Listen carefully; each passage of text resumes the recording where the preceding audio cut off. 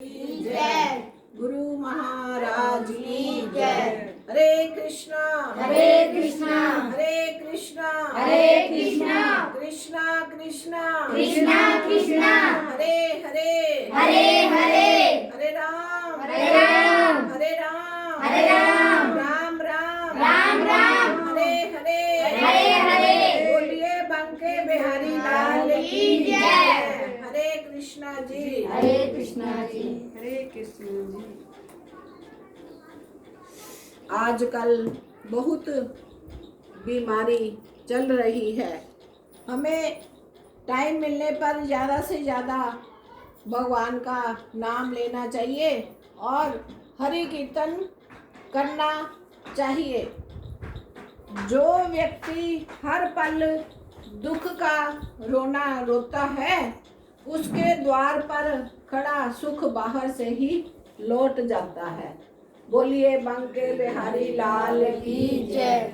आज गुरु महाराज की कृपा से 15 अध्याय रुक्मणी जी और सुदागिर जी सभी भक्तों को रसपान करवा रहे हैं। मैं उनकी बहुत शुक्रगुजार हूँ कि उन्होंने मुझे मौका दिया।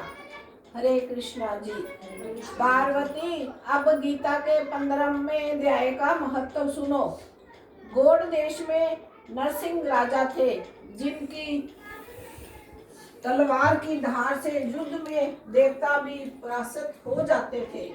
राजा का सेनापति शास्त्र की कलाओं का भंडार था। उसका नाम सरमेरु, उसकी भुजाओं प्रचंड बल था। एक समय उस पानी ने राजकुमारों सहित महाराज का वध करके स्वयं ही राज्य करने का विचार किया। इस निश्चय के कुछ ही दिनों बाद हैजे का शिकार होकर मर गया। सरमेरु सी राजा का सैनिक ते उन्हें अपने मन च सोचा कि मैं राजा नूं ओदे बच्चियां नूं मार के ते मैं आप राज्य कर ला। वो सोच ही रहा सी तो उन्होंने हैजे की बीमारी हो गई ते वो शिकार होके मर गया।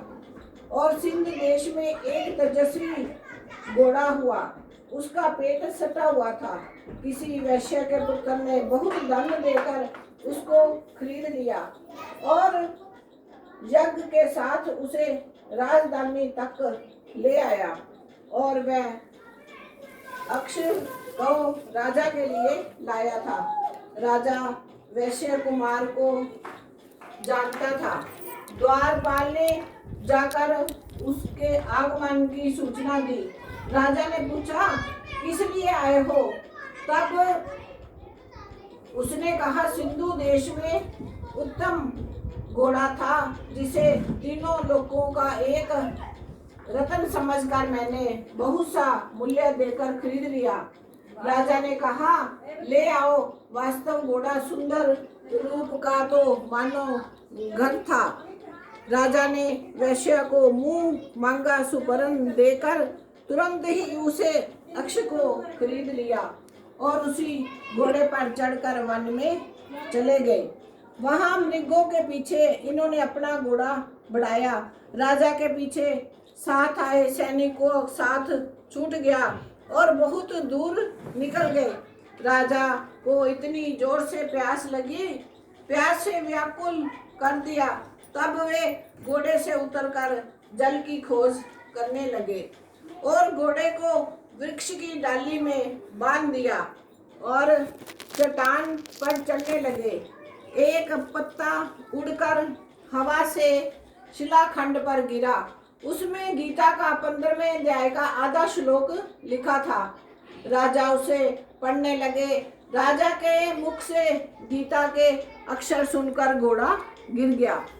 राजे ਨੂੰ प्यास लगी, सैनिक पीछे डिगे, पहाड़ पे चढ़ गया। उन्होंने एक अद्धा अध्याय श्लोक मिलिया 15वें अध्याय का, तो चुक के पढ़न लग पे। तो वो घोड़ा सुन के आधा श्लोक 15वें अध्याय का उत्थे ही गिर गया और मुक्त होकर विमान पर बैठकर स्वर्ग लोक को गया। राजा ने पहाड़ पर एक मंदिर देखा जहाँ केले और नारियल के वृक्ष लहरा रहे थे। मंदिर में एक ब्राह्मण बैठे थे। राजा ने प्रणाम करके कहा, मेरा घोड़ा जो अभी स्वर्ग लोक को चला गया है। राजा की बात सुनकर विष्णु शर्मा ब्राह्मण ने कहा, राजन, पूर्व काल तुम्हारे सर मेरु नामक सेनापति था। वो तुम्हें तुम्हारे पुत्रों सहित मारकर स्वयं राज्य करना चाहता था। इसी बीच हैजे की बीमारी से मृत्यु को प्राप्त हुआ। उसी पाप से वह घोड़ा हुआ। गीता के अध्याय को आप राजा पढ़ रहे थे। तुम्हारे मुख से सुनकर स्पर्श को प्राप्त हुआ। राजा के सैनिक उन्हें ढूंढते हुए वहां आ पहुंचे। सबने मिलकर ब्राह्मण को प्रणाम किया। राजा ने 15वें अध्याय का पाठ बार बार पढ़कर अपने पुत्र सिहबल को राज सिंहासन पर अभिषिक्त किया और स्वयं 15 अध्याय के बार बार जप से विशुद्धीक्षित होकर मोक्ष प्राप्त कर लिया। बोलिए बांके बिहारी लाल की जय।